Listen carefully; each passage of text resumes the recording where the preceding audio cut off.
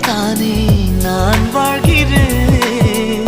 உன் கையில் என்னை தந்து தோள் சாய்கிறேனோ, தோள் சாய்கிறேன். விழியில் உன் விழியில் வந்து விழுந்தேன். அந்த நொடியில் என் எதிர்காலம் நீதான் என்று உயிர் சொன்ன